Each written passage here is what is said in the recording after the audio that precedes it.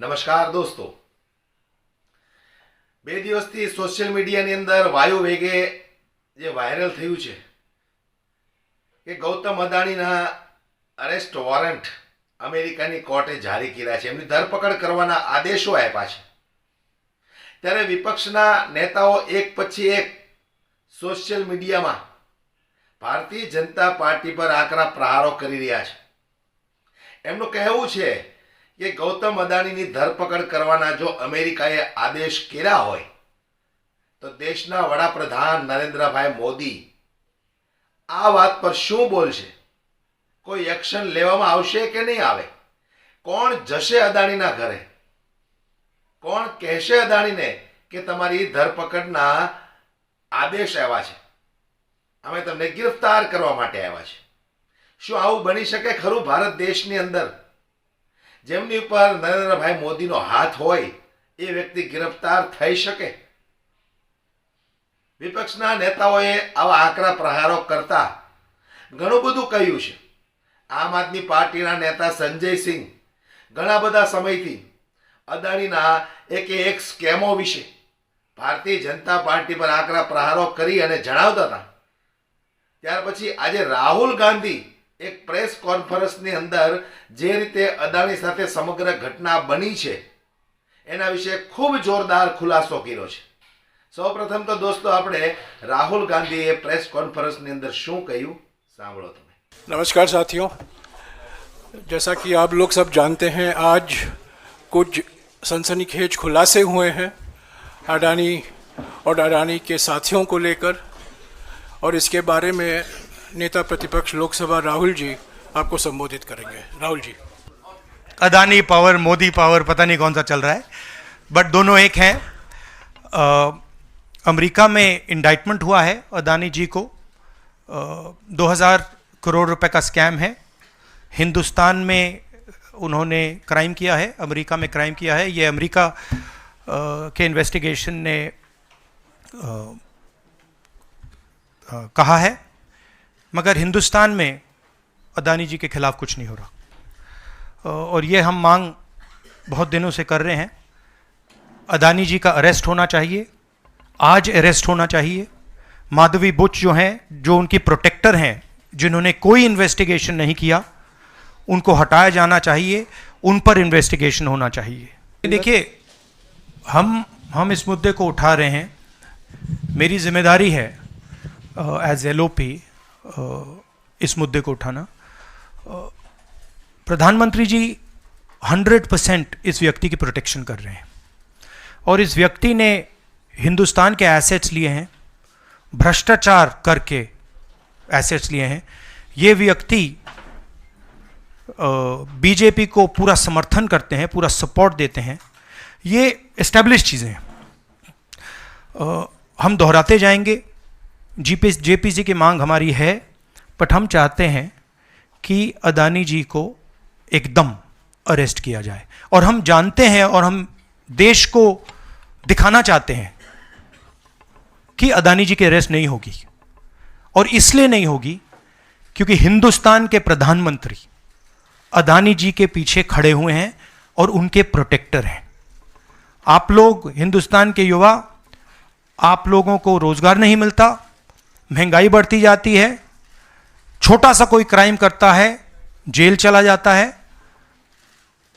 मगर अदानी कुछ भी कर ले, हिंदुस्तान के प्रधानमंत्री और एक नेटवर्क, जिस नेटवर्क को हम एक्सपोज करके देश को दिखाएंगे.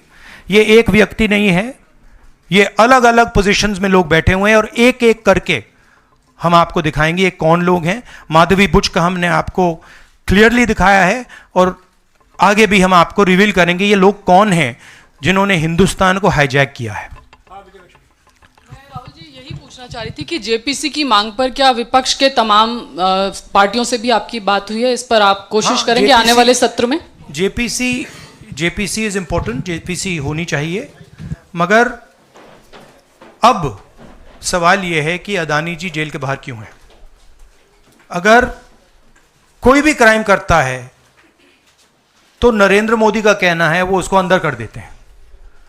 और ये जो व्यक्ति हैं जिनको अमेरिकन एजेंसी ने कहा है कि इन्होंने क्राइम किया है, और अमेरिकन एजेंसी ने कहा है कि इन्होंने हिंदुस्तान में क्राइम किया है, ब्राइब्स दी हैं, पावर को महंगा बेचा है, ये सब वहां बोला जा रहा है, और प्रधानमंत्री यहां कुछ नहीं कर रहे हैं। और मैं आपको बताता हूं कुछ नहीं कर सकते। अगर वो करना भी चाहें वो नहीं कर सकते हैं, क्योंकि वो अदानी जी के कंट्रोल में है। ये मेरा मेन मैसेज देश को ये है, जेपीसी है, अदानी जी के अरेस्ट है, मगर मैं जनता को कहना चाहता हूं, आप नोट कीजिए, स्कैम किया है 2000 करोड़ रुपए का, मगर मैं आपको गारंटी देके कह रहा हूं यह व्यक्ति ना अरेस्ट होगा, ना इस पे इन्वेस्टिगेशन होगा, क्योंकि प्रधानमंत्री इसके साथ जुड़े हुए हैं। मौसमी राहुल जी, आपने कहा कि प्रधानमंत्री की एक तरीके से साठगांठ है और लगातार आपका जो स्टैंड है वो विंडिकेट कहीं ना कहीं हुआ।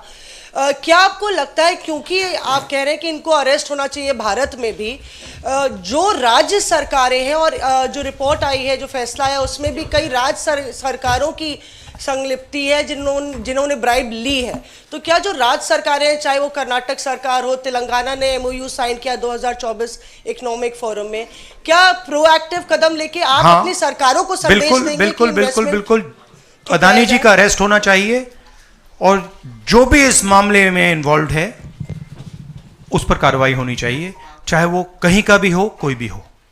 हाँ सिद्धार्थ, आपने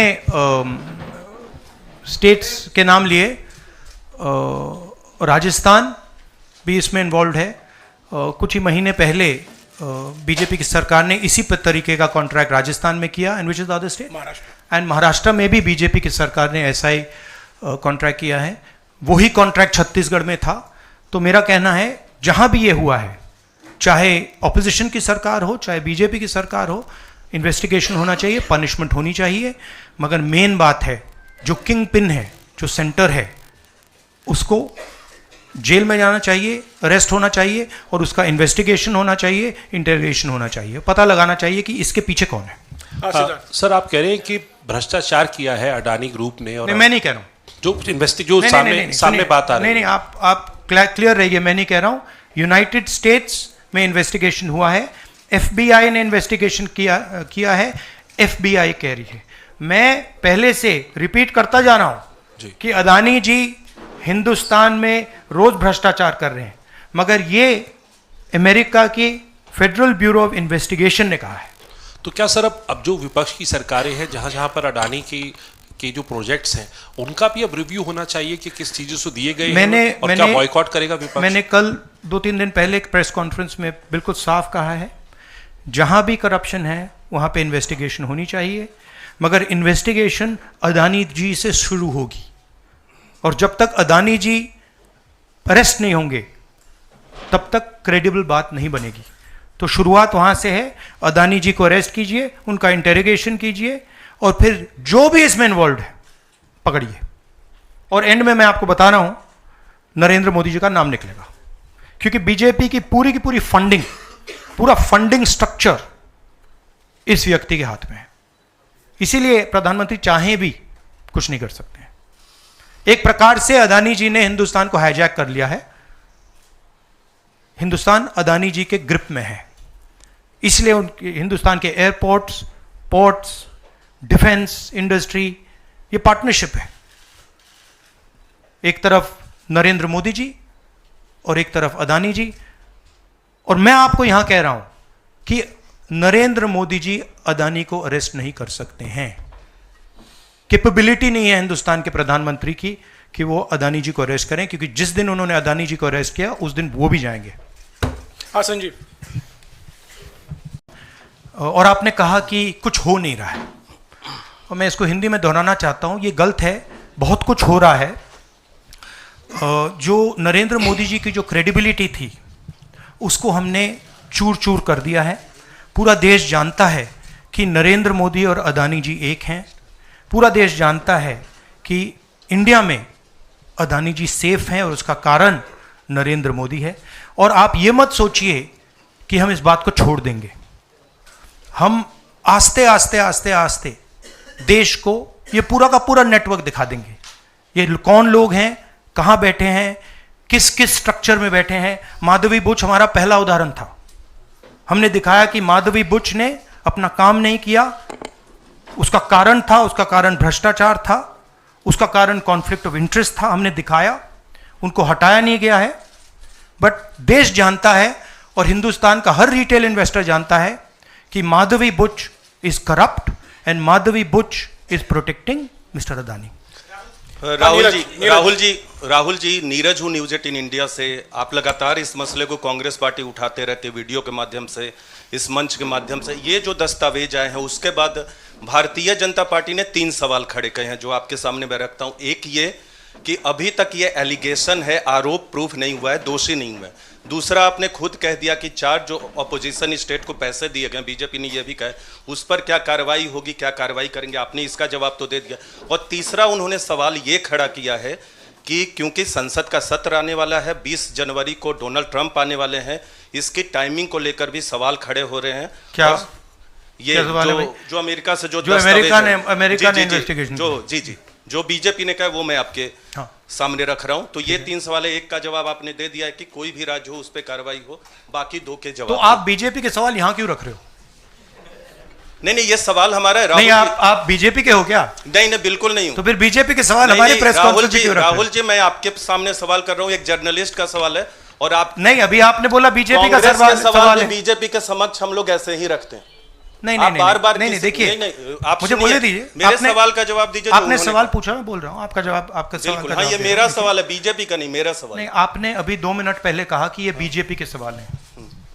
आपने ही स्वयं, यस, ब्रदर, आपने स्वयं बोला बीजेपी ने इसको रखा है सामने इस मसले पे, मैंने ये कहा है। नहीं, आपने बोला ये बीजेपी के सवाल हैं और मैं पूछ रहा हूं। I know, but I am just stating a fact. He said that they are BJP's questions. It's interesting to me that the media is asking BJP's questions to the opposition. It's interesting. But anyway, I will leave that. તો આ video બાબતે તમારું શું કહેવું છે મને comment બોક્સમાં જરૂરથી જણાવજો. હાલ વિડીયોમાં બસ આટલું જ. વિડીયો વધુમાં વધુ શેર કરો, દરેક લોકો સુધી પહોંચે. જય હિન્દ.